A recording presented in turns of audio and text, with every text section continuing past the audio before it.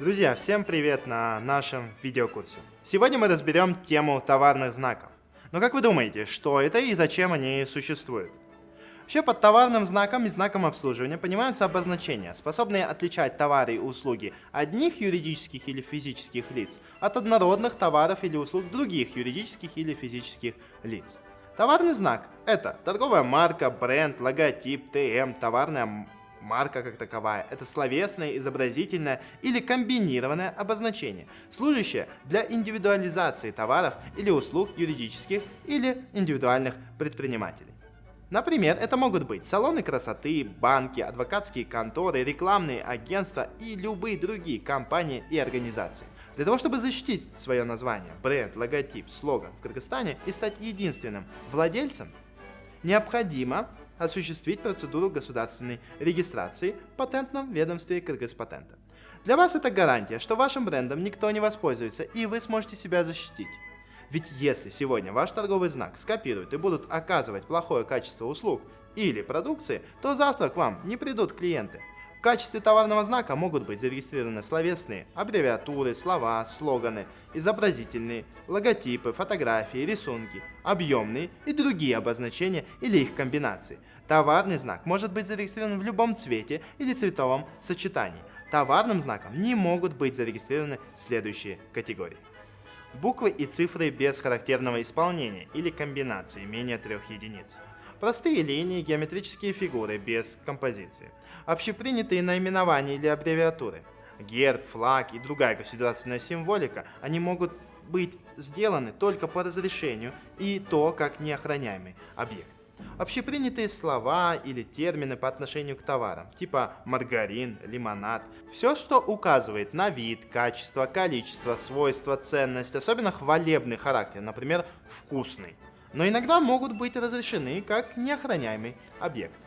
Ложные и вводящие заблуждения. Назвать, например, Кыргыз Органик иностранную продукцию.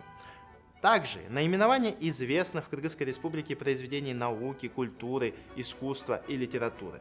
Персонажи из них или цитаты, произведения искусства или их фрагменты без согласия обладателя авторского права или его правопреемника. Также не могут быть использованы фамилии, имена, псевдонимы и производные от них, портреты и их факсимиле известных лиц без согласия таких лиц, их наследников, а в случае, если эти обозначения являются достоянием истории и культуры Кыргызской Республики, то это тоже не может использоваться. Также без разрешения правительства Кыргызской Республики не подлежат регистрации визуально неразличимые обозначения, а также звуковые и обонятельные знаки. Маты, слова и изображения непристойного содержания, призывы, оскорбляющие человеческое достоинство или религиозные чувства, слова, написанные с ошибками, также не могут быть зарегистрированы в качестве товарного знака. Как же происходит процесс патентования и кто имеет право это сделать? Заявку на регистрацию товарного знака подается юридическим или физическим лицом, осуществляющим предпринимательскую деятельность. Заявка может быть подана через патентного поверенного или другого представителя. Владелец товарного знака обладает исключительным правом пользования, распоряжения и запрета использования товарного знака другими лицами с даты внесения информации в госреестр. Для этого ему нужно заявление о регистрации обозначения в качестве товарного знака с указанием заявителя, а также его местонахождения или места жительства. Заявляемое обозначение. Перечень товаров и услуг, для которых и спрашивается регистрация товарного знака, сгруппированных по классам международной классификации товаров и услуг. Документ, подтверждающий уплату пошлины в установленном порядке. В случае, если заявка подается на регистрацию коллективного знака, устав коллективного знака.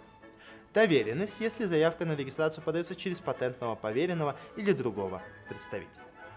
Для заявителей из Кыргызской Республики Кыргызпатент просит предоставить копию свидетельства о государственной регистрации или перерегистрации юридического лица или индивидуального предпринимателя. Рассмотрение заявки проходит в 2 этапа. Первый этап – это предварительная экспертиза. В ее ходе проверяется правильность оформления заявки, достоверность пакета документов, приложенного к ней, также проверяется.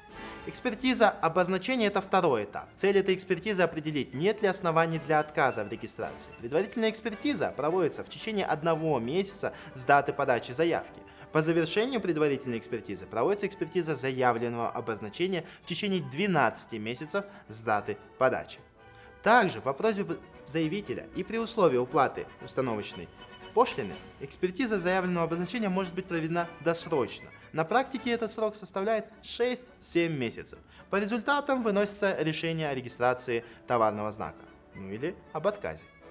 Кыргызпатент в течение 1 месяца с даты получения квитанции об уплате установленной пошлины за регистрацию, публикацию и выдачу свидетельства производит регистрацию товарного знака в реестре. Выдача свидетельства на товарный знак производится Кыргызпатентом по истечении 3 месяцев с даты публикации товарного знака в официальном бюллетене. Регистрация товарного знака действует до истечения 10 лет, считая с даты подачи заявки, и может быть продлена еще на 10 лет. У вашего названия будет присутствовать латинская буква А, которая подтвердит всегда вашу регистрацию. Стоимость регистрации патента следующая. Если происходит всестороннее рассмотрение, то вординг или логотип будет стоить вам $125, если у вас торговая марка 1 класса. Услуга регистрации обойдется где-то $880, а свидетельство о регистрации будет $650. Итого вы заплатите $1655. Если у вас дополнительный класс, то цены чуть ниже. За всестороннее рассмотрение $125, а за услугу регистрации $325. Свидетельство о регистрации ничего вам не будет стоить. В итоге вы заплатите $450. По количеству регистрации классов в заявке ограничений нет. Оплата всегда производится за каждый класс. Следующий вопрос. Как же составить теперь заявку? Можно скачать электронный бланк на сайте Кыргызпатента или приобрести ее в общем отделе. В бланке заполняются графы, касающиеся наименования юридического лица, места жительства, местонахождения, наименования или кода страны по стандарту. Нужно указать название, адрес для переписки, номер телефона и другие контактные данные, сведения о патентном поверенном, если, конечно, таковой имеется. В графе «Перечень прилагаемых документов» нужно указать количество экземпляров. Все это нужно, чтобы вы вовремя могли связаться и также могли сказать, что я все это прикладываю. Также необходимо вставить в рамку ваш логотип 5 на 5 см и приложить 25 копий. 25. Если формат этикетки больше 85 на 100 мм, то приложить 24 копий размером 5 на 5 и одну в исходном формате. Если охрана товарного знака и спрашивается в цветовом сочетании, то представляется 10 цветных и 15 черно-белых экземпляров. Обязательно распишите цвета со специальной пометкой в специальной графе. И главное, не забудьте проверить торговые знаки в реестре, прежде чем пойти регистрироваться. Возможно, кто-то до этого уже зарегистрировал товарный знак под таким именем. Реестр всех торговых знаков помогает проверить заранее наличие подобного названия и избежать, конечно же, повторения. Для этого воспользуйтесь сайтом Кыргызпатента и зайдите в базу. А для международного реестра, например, используйте следующий линк, который показан на экране. По медицинским препаратам действует, конечно же, другой отдельный международный реестр, и он тоже сейчас указан на экране. Однако, как я не раз говорил, патентование торгового знака отличается от того, где он зарегистрирован. Например, для международного патентования вам необходимо пройти отдельную процедуру заполнения заявки. Если этого не сделать, есть риск, что бренд нарушит права местных компаний с похожими товарными знаками. Сейчас я расскажу вам, как это выглядит. Почти в каждой стране есть два способа зарегистрировать товарный знак. По международной системе, которая охватывает сразу нескольких стран, или по национальной процедуре.